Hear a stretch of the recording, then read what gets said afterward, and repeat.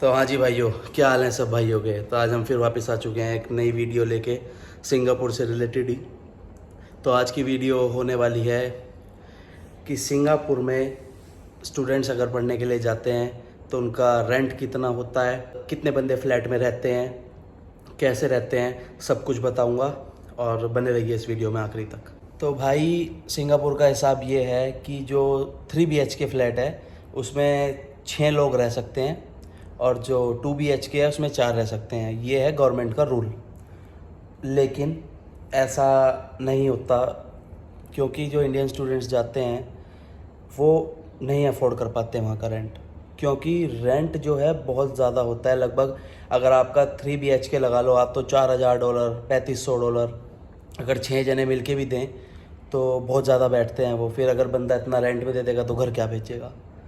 तो इसलिए वहाँ पे क्या सिस्टम होता है कि कोई भी जैसे इंडियन लोग जाते हैं, हमारे जैसे कोई स्टूडेंट जाते हैं, उन्होंने कोई फ्लैट ले लिया, 6 बंदों का उसमें रजिस्ट्रेशन होगा, 6 बंदों का रजिस्ट्रेशन करा लेंगे और इल्लीगल तरीके से बाकी बच्चों को रखेंगे।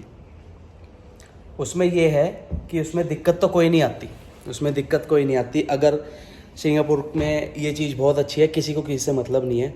अगर कोई आपकी कंप्लेन करेगा कि यहाँ पे इतने लोग रह रहे हैं, इतना सब कुछ रह रहा है, तो पुलिस आएगी, तो फिर वो पकड़ेगी आप लोगों को। ये प्रॉपरली इल्लीगल होता है रहना, पर फिर भी कोई ऐसी खास दिक्कत नहीं आती। जैसे आप इल्लीगल काम कर रहे हो वैसे ही आप इल्लीगली रह रहे हो, तो छोटी सी बात ये है, लेकिन उसमें कोई दिक्कत नहीं आती। अब अगर हम बात करें रेंट की, तो रेंट कितना होगा भाई। कुछ कुछ फ्लैट में वो ऐसे रूल बना के रखते हैं कि अगर आप लॉबी में सोओगे तो आप $300 दोगे, और अगर आप कमरे में सोओगे, अंदर रूम में सोओगे, तो आप दोगे $350, क्योंकि अंदर जो रूम्स होते हैं उनमें एसी होता है, बाहर लॉबी में एसी नहीं होता। अगर हम बात करें कि एक कमरे में कितने लोग रहते हैं, लगभग 5 से 6 लोग एक कमरे में रहते हैं। तो किसी किसी में तो होता है कि बेड वगैरह डल गया या उन्होंने गद्दे दे दिए, वरना तो वो जो मैट आती है, एक योगा मैट आती है, वो दे देते हैं और उस पर सोना आप सबको पड़ेगा। तो रेंट आपका रहेगा $350 अगर आपको एसी में सोना है अंदर कमरे में, और बाहर लॉबी में सोओगे तो आपका रहेगा $300 आपका रेंट रहेगा।